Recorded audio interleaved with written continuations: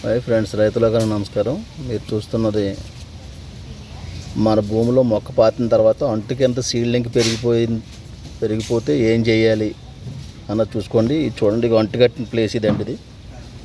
ఇది అంటుకట్టిన ప్లేస్ అండి. ఇది రూల్గా అయితే ఈ మొక్కను పెంచుకోవాలి మనం. ఈ ఆకు చూడండి డిఫరెన్స్ ఏమండి. దీనికి గింజ మొక్క ఇదన్నమాట అండి. ఈ ఆకు చూసారు కదా డిఫరెన్స్. ఇది గింజ మొక్క, ఇది పెరగకూడదు, ఇది పెంచుకోవాలి. అంటు మొక్కను పెంచుకోవాలి, ఇది పెంచకూడదు. మీరు దీన్ని పెంచారనుకోండి, గింజ మొక్క ఎప్పుడు కాద్దో, ఏం కాయ కాద్దో, ఎలా కాద్దో ఏమీ తెలియదు. ఇది పెంచారనుకోండి, మీరు అన్న వెరైటీ వద్దనమాట.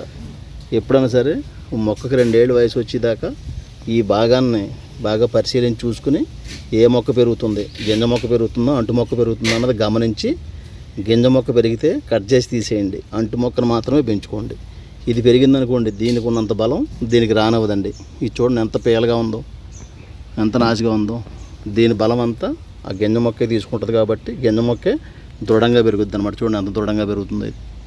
కాబట్టి ఈ ఒక్క విషయాన్ని గమనించుకుని రైతులు మొక్కలు భూమిలో పాతిన తర్వాత నెలకొకసారి మొక్క మొదలుకి వెళ్ళి చూసుకుని అంటు పెరుగుతుందా, గింజ మొక్క పెరుగుతుందా, అంటు మొక్క పెరుగుతుందా గమనించి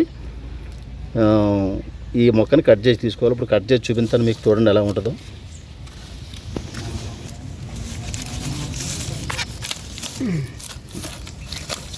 మీరు రకంగా పోసింటే ఇదేమో రంపం దొడ్డించుకునండి, ఇక్కడికి అందంగా బ్లేడ్ పెట్టుకోండి సమానంగా.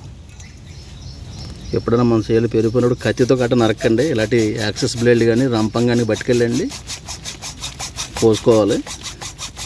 నరకడం వల్ల ఏమంటే ఇది దిగిపోద్దు, అది దిగిపోద్దో తెలియదు అనమాట. బాగా గమనించుకోండి, గమనించుకుని చూసుకోండి.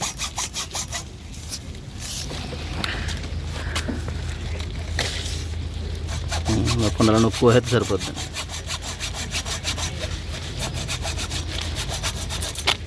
ఇదిగో చూసుకోండి ఒకసారి. ఇదిగోండి అంటుకట్టిన ప్లేసు ఎలా ఉంటుంది, గింజ మొక్క ఎలా ఉంటుంది అన్నమాట. ఇక్కడ వరకు మట్టితో కప్పెట్టేసుకోవాలండి. మీరు మట్టితో కప్పెట్టుకుంటే సూర్యకిరణాలు పడకుండా చూసుకోవాలన్నమాట. సూర్యరశ్మి పడిందా సిగురు వచ్చేద్దండి.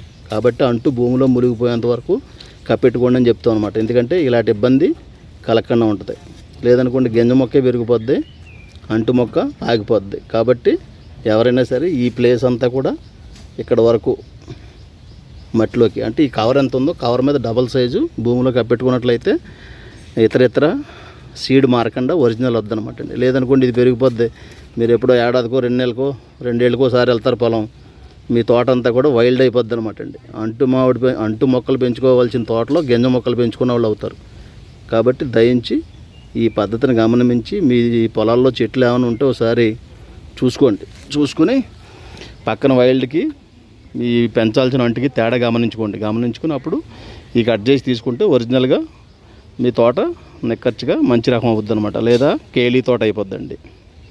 ఇది మీ సప్తగిరి నర్సరీ, గోపాల దుర్గారావు, కడియం ప్రాంతం. ఓన్లీ అవేర్నెస్ కోసం ఈ వీడియో పెట్టానండి, చూసుకోండి ఒకసారి.